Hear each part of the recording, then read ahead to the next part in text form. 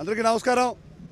June 4 పీడ విరగడే ఏడాది, సుపరిపాలన మొదలై ఏడాది. ప్రజల్ని భయభ్రాంతులకు గురి చేసే వాళ్ళు ఎవరైనా, స్వేచ్ఛా స్వతంత్రాలను హరించే వాళ్ళు ఎవరైనా కూడా రాక్షసుడితో సమానం. సరిగ్గా ఏడాది క్రిందట ఇదే రోజున ప్రజా తీర్పు వెలువరించిన రోజు ప్రజల్ని భయపెట్టే రాక్షసుడు లాంటి జగనాసురుడిని మదం వంచి అధపాతాళానికి తొక్కి 11 సీట్లకు పరిమితమైన రోజు.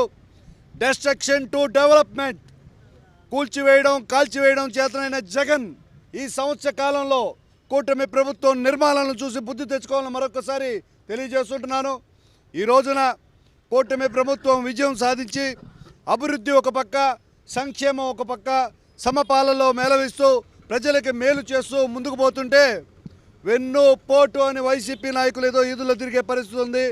వెన్ను కన్ను అంటే తన్ని పంపిస్తారని చెప్పిన తెనాలి కార్యక్రమంలో అర్థమై ఉంటుంది.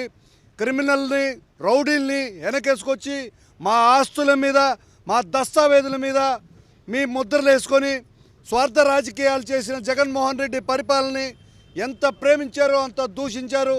రాబోయే రోజుల్లో జగన్ ప్రభుత్వం కనిపించే పరిస్థితి లేదు.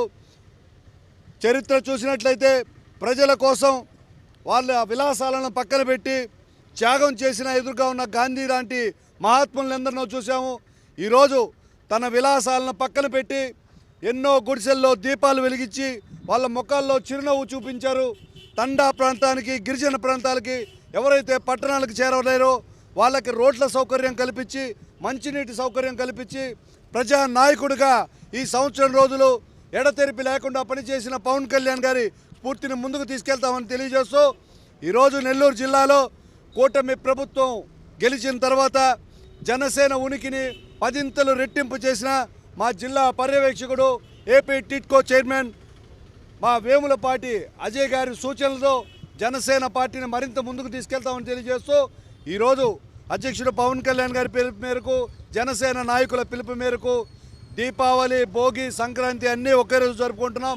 అందులో భాగంగా ఈరోజు గాంధీ బొమ్మ సెంటర్లో పీడ విరగదై సంవత్సరం అయింది, ప్రజలు స్వేచ్ఛా వాయువులు తీసుకొని సంవత్సరం అయిందనే విధంగా ఇక భోగి పండుగ వేసి పీడలన్నీ దానిలో వేసి వదిలించుకున్నాం.